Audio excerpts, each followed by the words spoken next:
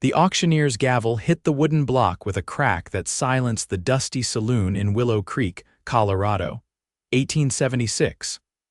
Flora Northcott clutched the torn edges of her once fine dress, her knuckles white and trembling as she stood on the makeshift auction platform.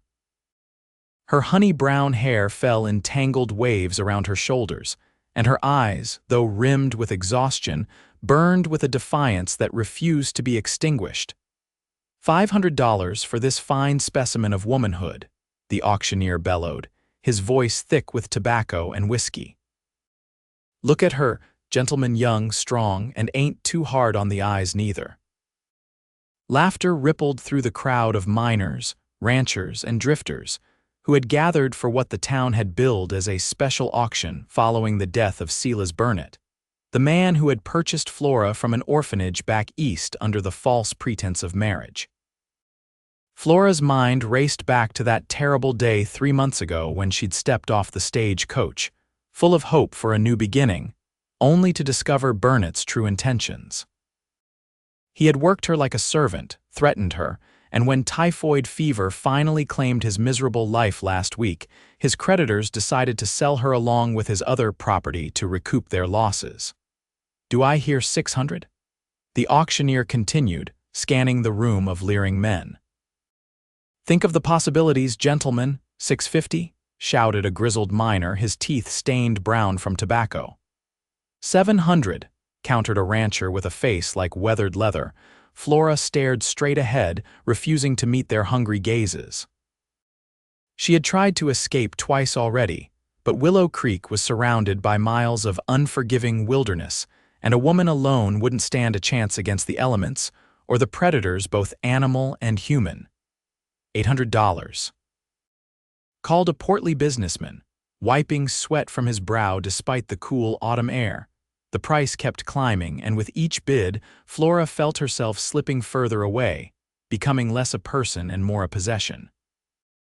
Her throat tightened with unshed tears of rage and desperation, but she would not give them the satisfaction of seeing her break. It was then that the saloon doors swung open.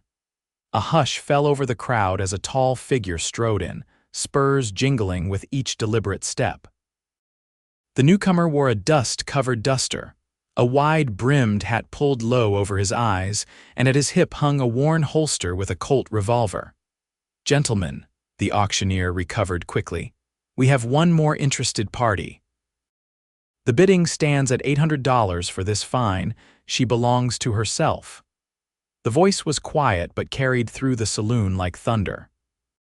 The cowboy pushed back his hat, revealing striking blue eyes that locked with Flora's for a heart-stopping moment, before returning to survey the crowd. Now see here, the auctioneer sputtered.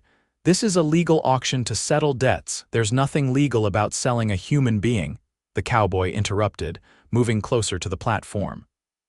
Not in this territory, not anywhere in these United States, not since '65. She was Burnett's property by contract.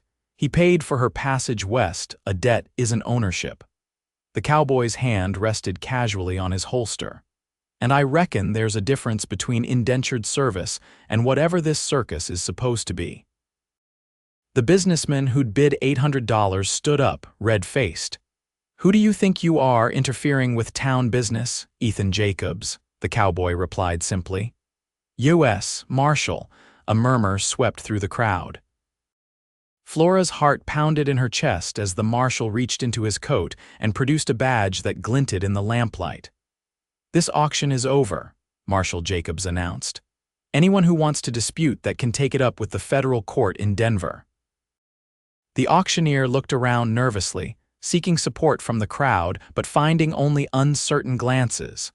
Even the most determined bidders seemed unwilling to challenge federal authority.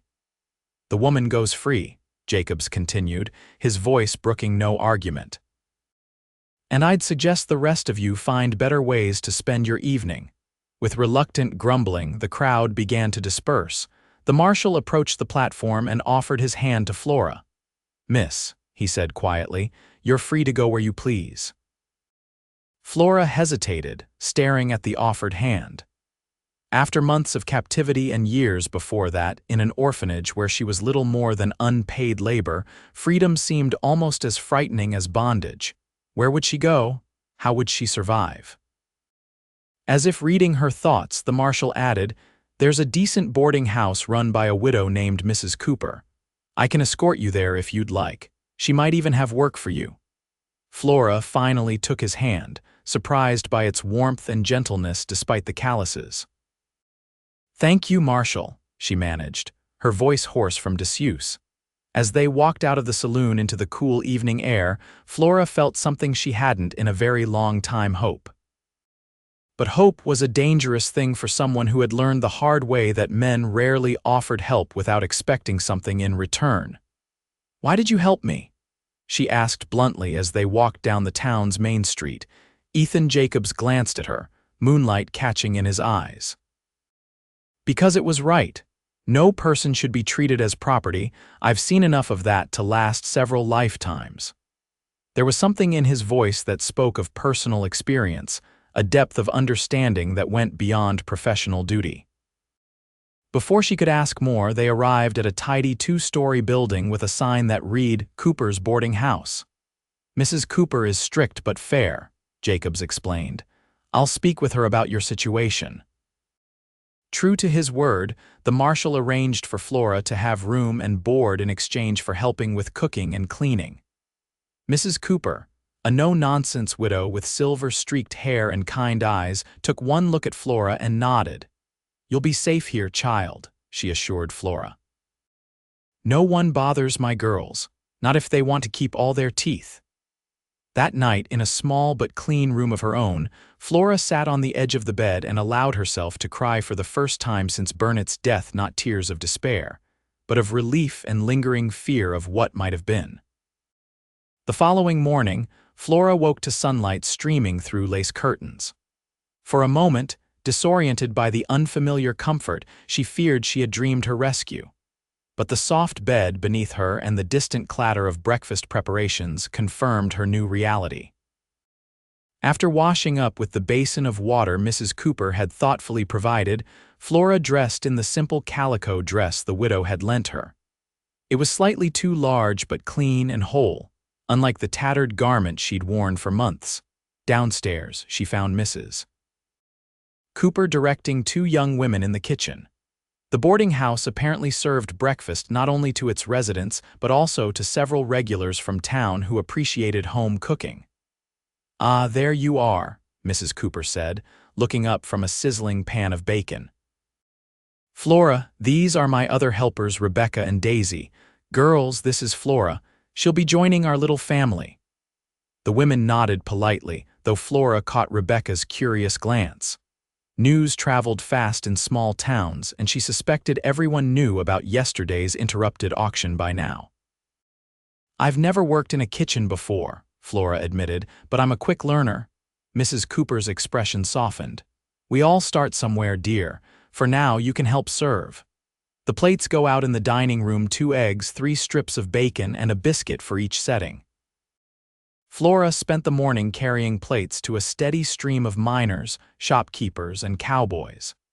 Most barely glanced at her, focused on their food, though a few of the previous night's auction attendees shifted uncomfortably when they recognized her. Near the end of breakfast service, the door opened and Marshal Jacobs entered, removing his hat as he crossed the threshold. Something fluttered in Flora's stomach when their eyes met, and she quickly looked away, focusing on wiping down an empty table. "Morning, Mrs. Cooper," he called. "Any coffee left? For you, Ethan. Always." The widow gestured to an empty seat. "Flora, would you bring the marshal some breakfast?" Flora nodded, assembling a plate and pouring a cup of strong black coffee. When she set them before him, his fingers briefly brushed hers, sending an unexpected warmth up her arm. "How are you settling in, Miss Northcott?" he asked. "Well enough," she replied cautiously. "Mrs. Cooper has been kind. She's good people." He took a sip of coffee. "I came by to let you know that I've sent a telegram to the circuit judge about Burnett's creditors. What they tried to do was illegal, even if they dressed it up as an auction of contract obligations." Flora's hands trembled slightly. "Will there be trouble?" For them, hopefully, not for you. His blue eyes held her steadily. You're not alone anymore, Miss Northcott. Those simple words pierced something deep within her that had been frozen since her parents' death years ago. Not alone. What a dangerously beautiful thought. Thank you, she whispered, retreating to the kitchen before her emotions could betray her. Over the next 2 weeks, Flora fell into the rhythm of life at Cooper's boarding house. She rose early to help with breakfast, cleaned rooms during the day, and assisted with dinner preparation in the evenings. Her hands grew calloused from work, but it was honest labor, and Mrs. Cooper paid her a small wage beyond her room and board. Marshal Jacobs became a regular fixture at breakfast. Though he maintained a professional demeanor, Flora began to notice small things: how he always waited until she was serving his table, the way his eyes followed her around the room, the fact that his visits became more frequent. One evening, as Flora was hanging laundry in the yard behind the boarding house, she heard approaching footsteps. Tensing instinctively, she turned to find Ethan Jacobs standing a respectful distance away. "Miss Northcott," he said, hat in hand. "I hope I'm not disturbing you." "Not at all, Marshal." She shook out a wet sheet and clipped it to the line. "Did you need something?" "I received a response from the judge today." His expression was unreadable in the fading light. "He's ruled that any contracts Burnett claimed to have with you were nullified upon his death, and that the auction was indeed illegal. The organizers have been fined." Relief washed over Flora. "So it's truly over?" "Yes, you're free and clear." He hesitated, then added, "I also took the liberty of inquiring about your situation back east. The orphanage confirmed you were of legal age when you left, so there's no guardian looking to reclaim you." Flora stared at him, unsure whether to be grateful for his thoroughness or unsettled by his investigations into her past. "You went to considerable trouble, Marshal Ethan," he corrected gently. "And it was no trouble. I wanted to make sure you had a clean slate to build from." The genuine concern in his voice disarmed her suspicion. "Why do you care what happens to me?" He stepped closer, his face now visible in the golden glow from the kitchen windows. "Because from the moment I saw you standing on that auction block, head held high despite everything, I've not been able to think of much else." Flora's breath caught. No man had ever spoken to her with such honest admiration. Burnett had viewed her as property, the orphanage headmistress as unpaid labor, and countless others as an object of pity or desire. But in Ethan's eyes, she saw something different: respect. "I don't know what to say," she admitted. "You don't need to say anything." He smiled, a small, private expression that transformed his weathered face. "I just wanted you to know that you have choices now, real ones, and if one of those choices might someday include taking a walk with me on your day off, I'd be honored." Before she could respond, Mrs. Cooper's voice called from the back door. "Flora, pot's boiling over, I have to go," Flora said, oddly disappointed. Ethan nodded. "Sunday afternoon, 2 o'clock?" "Yes," she found herself saying. "Sunday." As she hurried inside, Flora pressed a hand to her cheek, surprised to find it warm despite the cool evening air. For the first time in her life, she had made a choice based solely on what she wanted, not what circumstances forced upon her. It was terrifying and exhilarating all at once.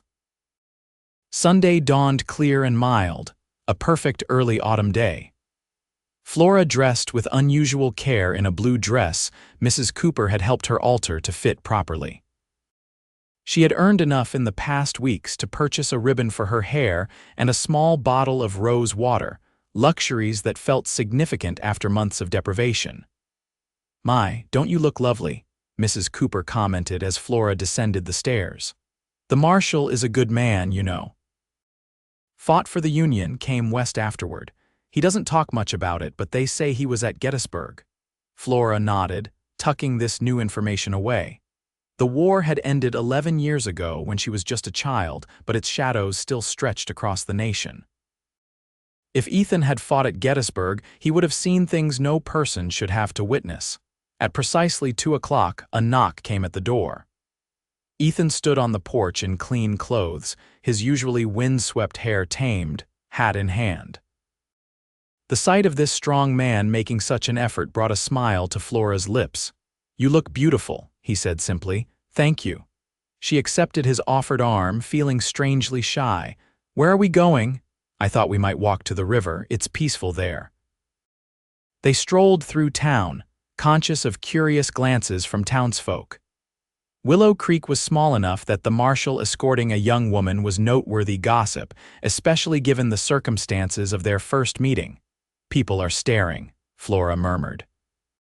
"Let them," Ethan replied, unconcerned. "Small towns run on gossip like steam engines run on coal. They'll find something new to talk about by supper time." His confidence was reassuring. Once they left the main street behind, following a well-worn path toward the river, Flora felt herself relax. The aspens were beginning to turn golden, their leaves shimmering in the afternoon sunlight. "I never thought I'd end up in a place like this," she admitted as they walked. "When I left the orphanage, I had such dreams of what the West would be." "What did you imagine?" Ethan asked. "Space." "Freedom." She looked around at the vast landscape. "In Boston, everything was so crowded, so confined, I thought the West would mean a chance to breathe, to become someone new." "And instead you found Burnett." Ethan's voice tightened. "Yes, but I also found you." The words slipped out before she could consider them. "And Mrs. Cooper and this town, perhaps not everything about my dream was wrong." They reached the river, a gentle flow of clear water bordered by cottonwoods and willows. Ethan spread a blanket he'd brought on a grassy spot overlooking the water. As they sat, he surprised her by asking, "What do you want now, Flora, now that you're truly free to choose?" No one had ever asked her that question before. She considered it carefully. "I want to build something that's mine. A life where I make the decisions, good or bad. I want to wake up each morning knowing that my future belongs to me." Ethan nodded, understanding in his eyes. "A worthy goal. What about you?" she asked. "What does a U.S. Marshal want from life?" He was quiet for a long moment, watching the river flow. "Peace, I suppose. I've seen enough conflict to last several lifetimes. I took this badge thinking I could help bring some order to the chaos, protect people who can't protect themselves." "Like me," Flora said softly. "You're stronger than you know," he countered. "You survived things that would break many." The sincerity in his voice warmed her more than the autumn sunshine. "Tell me about Gettysburg," she said impulsively. "Mrs. Cooper mentioned you were there." A shadow crossed his face. "It's not a pretty story." "Few true stories are," she replied. "I'd still like to hear it." And so, sitting by the river with golden leaves drifting down around them, Ethan told her about the war, not the grand strategies or famous speeches, but the reality of men fighting and dying for a cause they barely understood. He spoke of friends lost, of the terrible beauty of artillery fire in the night, of the silence that fell after 3 days of hell on earth. "I was 22, he finished, "and I came out the other side when so many didn't. Makes a man think about what he's doing with the time he's been given." Flora reached out tentatively and touched his hand. "I think you're using it well." His fingers curled around hers, warm and steady. They sat in comfortable silence, watching the river and the play of light through the trees. There was no need to rush, no pressure to fill the moment with words. For two people who had known too little peace in their lives, this quiet understanding was precious. As the sun began to dip toward the mountains, they reluctantly headed back to town. At the boarding house steps, Ethan paused. "I have to ride to Denver tomorrow," he said. "Court business." "I'll be gone about a week." Flora nodded, trying to hide her disappointment. "Safe travels then." "When I return," he continued, "would you allow me to call on you again?" "I'd like that very much," she replied honestly. He hesitated, then leaned forward and pressed a gentle kiss to her cheek. "Until then, Miss Northcott." Flora watched him walk away, her hand rising unconsciously to touch the spot where his lips had been. The simple gesture carried more genuine tenderness than she had experienced in years. Whatever was growing between them, it was nothing like Burnett's false promises or the leering interest of the auction bidders. It felt true, and that was both wonderful and terrifying. True to his word, Ethan returned from Denver 8 days later. Flora had counted each one, surprising herself with how much she missed his presence. When he appeared for breakfast at the boarding house, the smile that lit his face upon seeing her confirmed that the feeling was mutual. Autumn deepened toward winter, and their courtship progressed with the deliberate pace of people who had learned the hard way that good things shouldn't be rushed. Sunday walks became a ritual, weather permitting. Sometimes they rode in Ethan's wagon to nearby farms or natural wonders. He taught her to fish in the river, and she impressed him with her natural aim when he showed her how to shoot a revolver just in case.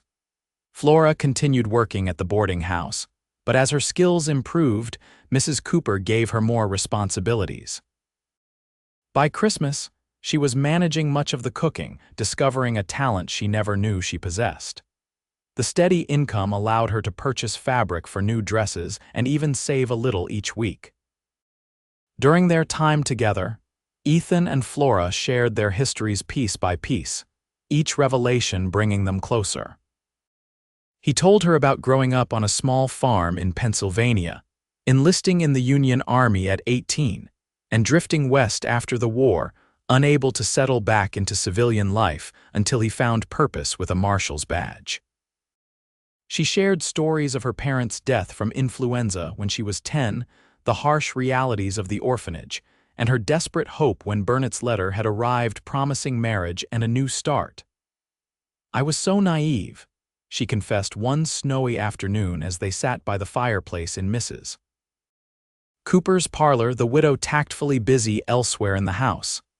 "I never questioned why a man would want to marry a woman he'd never met. You were seeking something better," Ethan replied, no judgment in his voice. "There's no shame in hope." "Perhaps," she agreed. "But I've learned to be more cautious with my trust." His eyes held hers. "I'm glad you've found room to trust again, at least a little." "More than a little," she admitted softly. As winter gave way to spring, Flora blossomed along with the landscape. The frightened, defensive woman from the auction platform had been replaced by someone confident and purposeful. She still woke sometimes from nightmares of being sold to the highest bidder, but they came less frequently now. One April evening, as wildflowers began to dot the prairie, Ethan invited Flora for a special dinner at the town's only restaurant. She wore a new dress of sage green that she had made herself and arranged her hair in a style Daisy had taught her. "You take my breath away," Ethan said when he arrived to escort her. "You clean up rather well yourself, Marshal," she teased, noting his pressed shirt and polished boots. The restaurant owner had reserved their best table, complete with a white cloth and candles. As they enjoyed the simple but well-prepared meal, Flora noticed Ethan seemed unusually distracted. "Is something wrong?" she finally asked. "You seem 1,000 miles away." "Not away," he replied, reaching across the table for her hand. "Very much here, actually." "Flora, these past months have been the happiest of my life." Her heart quickened.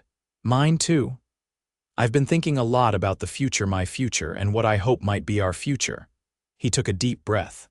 "I received an offer last week to become the sheriff of a growing town near Denver. It's good land with opportunities for someone who might want to open a restaurant or bakery someday." Flora's eyes widened. "You're leaving Willow Creek." "I'm considering it," he acknowledged, "but I wouldn't go without you." From his pocket, he produced a small velvet box.